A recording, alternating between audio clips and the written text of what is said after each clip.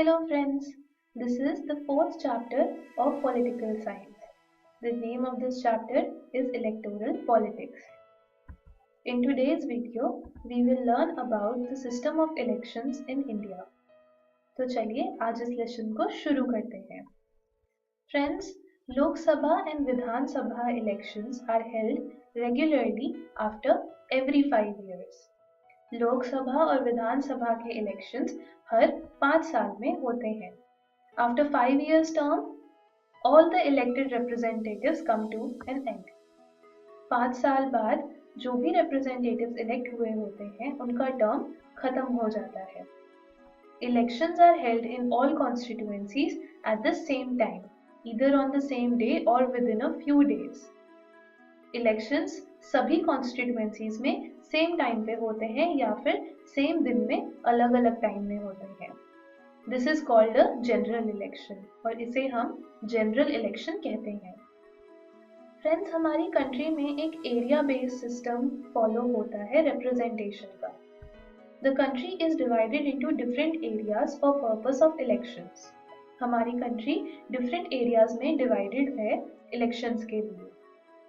These areas are called electoral constituencies और इन divided areas को electoral constituencies कहा जाता है. The voters who live in an area elect one representative और इन divided areas में जो भी लोग रहते हैं वो एक representative को elect करते हैं.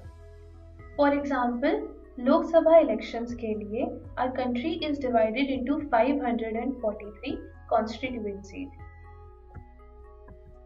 The representative elected from each constituency is called a member of parliament or an MP.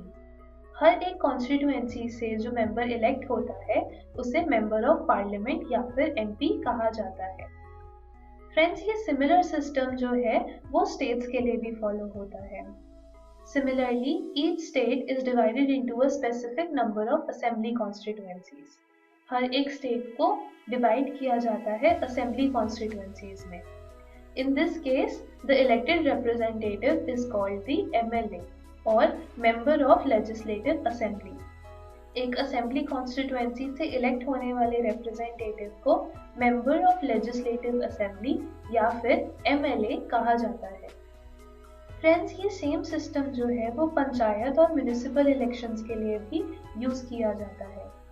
Each village or town is divided into several wards that are like constituencies.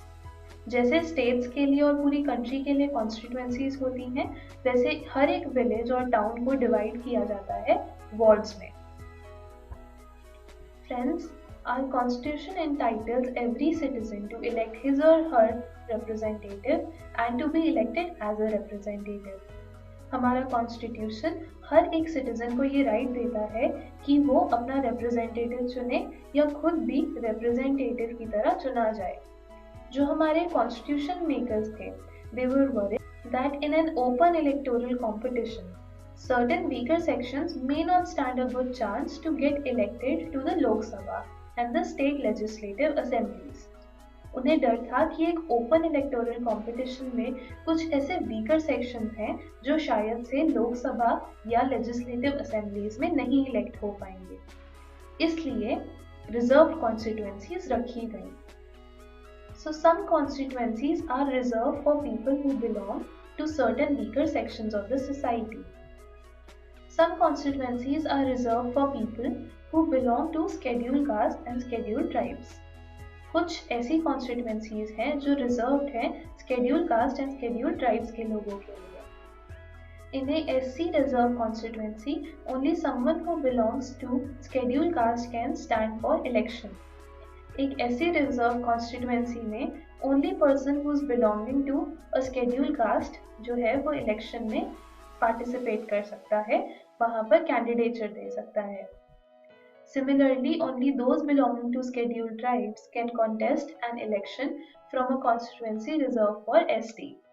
इसी तरह scheduled tribe का ही एक member contest कर सकता है election from a constituency जो कि reserved होगी ST के लिए. Now let's talk about the voters list. एक बार ये जो constituencies decide हो जाती हैं, the next step is to decide who can vote and who cannot vote. In democratic elections, the list of those who are eligible to vote is prepared much before the election and given to everyone. Democratic elections में एक list तैयार की जाती है जिसके अंदर eligible voters के नाम होते हैं और ये लिस्ट हर किसी को दी जाती है.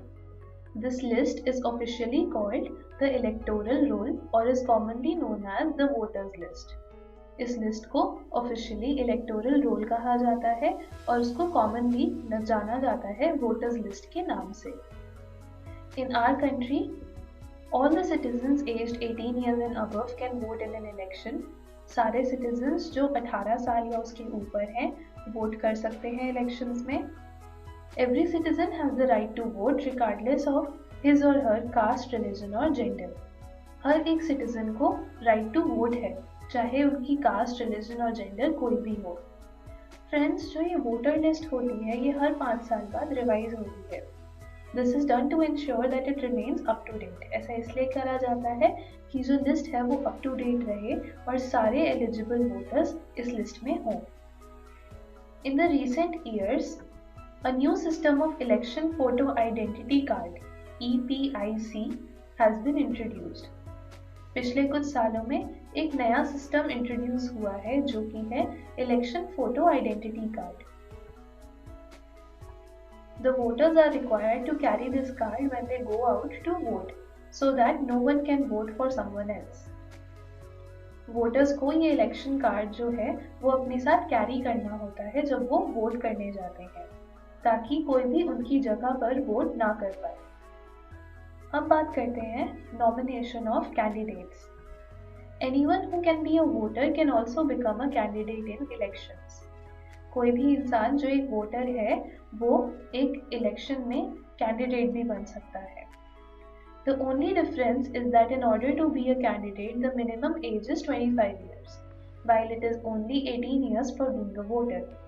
डिफरेंस सिर्फ इतना है कि किसी भी इलेक्शन में कैंडिडेट बनने के लिए आपकी मिनिमम एज 25 इयर्स होनी चाहिए और वोटिंग के लिए सिर्फ 18 years. Political parties nominate their candidates who get the party symbol and support. Political parties अपने candidates को nominate करते हैं जिन्हें पार्टी का symbol और पार्टी का support मिलता है. Party's nomination is often called party ticket और इस पार्टी के nomination को party ticket कहा जाता है. Friends, पिछले कुछ सालों में एक नया system of declaration शुरू हुआ है which has been introduced on the direction of the Supreme Court. जो सुप्रीम कोर्ट की डायरेक्शन के ऊपर इंट्रोड्यूस हुआ है. Every candidate has to make a legal declaration giving full details. हर एक कैंडिडेट को एक लीगल डिक्लेरेशन देनी होती है जिसके अंदर पूरी डिक्लेरेशन होती है, पूरी डिटेल्स होती हैं उन क्रिमिनल केसेस के या सीरियस कोई भी क्रिमिनल एलिगेशंस के जो उसके ऊपर पेंडिंग है. Details of the assets and liabilities of the candidate and his और हर फैमिली, कि कैंडिडेट की या उसकी फैमिली की जो भी एसेट और लाइबिलिटीज हैं उनकी डिटेल्स. उसके अलावा उसकी एजुकेशन क्वालिफिकेशन की भी. All this information has to be made public. इस सारी इंफॉर्मेशन को पब्लिकली रिलीज करना होता है. इसके बाद आता है election campaign. In our country, such campaigns take place for a 2-week period between the announcement of the final list of candidates and the date of polling. हमारी कंट्री में करीब 2 हफ्ते तक ये कैंपेन्स चलती हैं जो कि शुरू होती हैं जब final list of candidates announce हो जाती है किसी भी पार्टी की and the date of polling, और जिस दिन पोलिंग होने वाला होता है, वोटिंग होने वाली होती है. During this period, the candidates contact their voters, political leaders address election meetings, and political parties mobilize their supporters. इस पीरियड के दौरान कैंडिडेट्स अपने वोटर्स से कनेक्ट में आते हैं और अपने पॉलिटिकल लीडर्स जो होते हैं वो मीटिंग्स में जाते हैं और अपने सपोर्टर्स को मोबिलाइज करते हैं. Friends, this is also the period जब न्यूज़पेपर और television are full of election related stories and debates. Friends, इन इलेक्शन कैंपेन्स को भी रेगुलेट करने की जरूरत पड़ती है so that every political party and candidate get a free and fair chance of getting elected. इसके अंदर इलेक्शन लॉ हमें बताता है that no party or candidate can bribe or threaten the voters, appeal to them in the name of caste or religion, यानी कि उनसे cast और religion के नाम पर वोट नहीं मांग सकते, use government resources for election campaign, वो गवर्नमेंट के रिसोर्सेज अपनी कैंपेन के लिए नहीं यूज कर सकते, and spend more than 25 lakh rupees in a constituency for Lok Sabha election और rupees 10 lakh in a constituency in an assembly election. वो अपने कैंपेन पे लोकसभा इलेक्शन के लिए 25 लाख से ज़्यादा स्पेंड नहीं कर सकते और असेंबली इलेक्शन के लिए 10 लाख से ज़्यादा स्पेंड नहीं कर सकते। अगर वो ऐसा करते हैं तो कोर्ट उनके इलेक्शन को डिनाई कर सकता है, उनको रिजेक्ट कर सकता है अगर वो इलेक्ट भी हो गए हो तो भी। In addition to the laws, all the political parties in our country have agreed to a model code of conduct.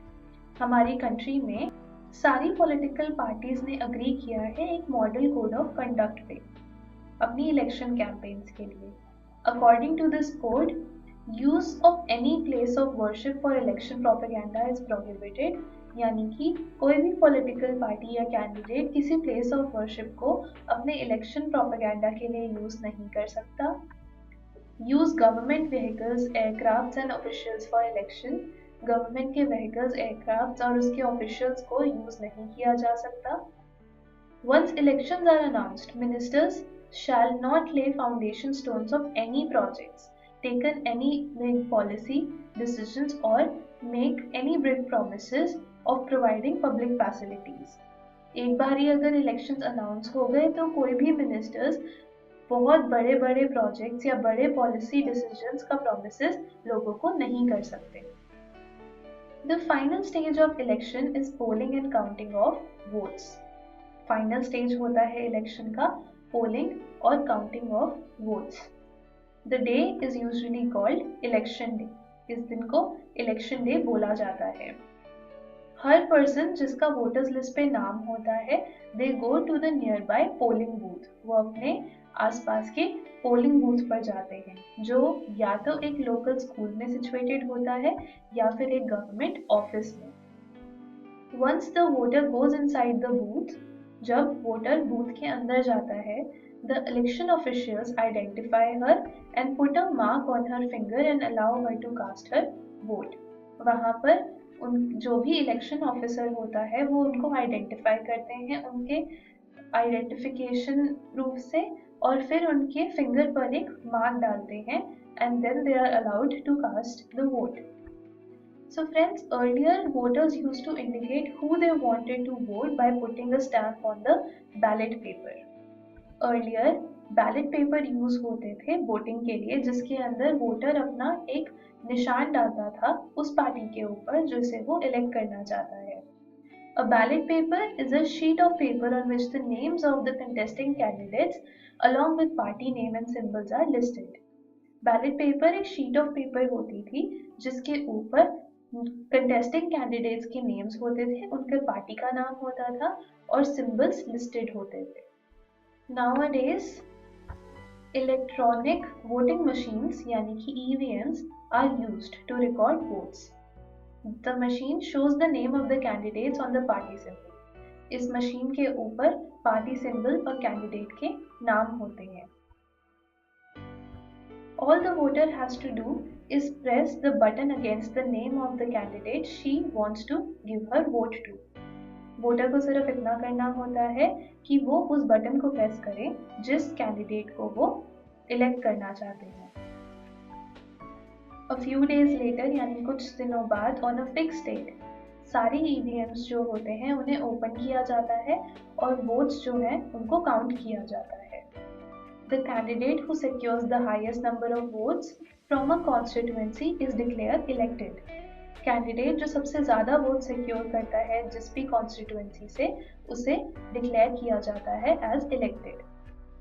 चलिए friends, that is it for today. I hope आपको सब कुछ समझ में आया होगा। Today we learned about the system of elections in India. In the next video, we will do some practice questions based on this chapter. Thank you.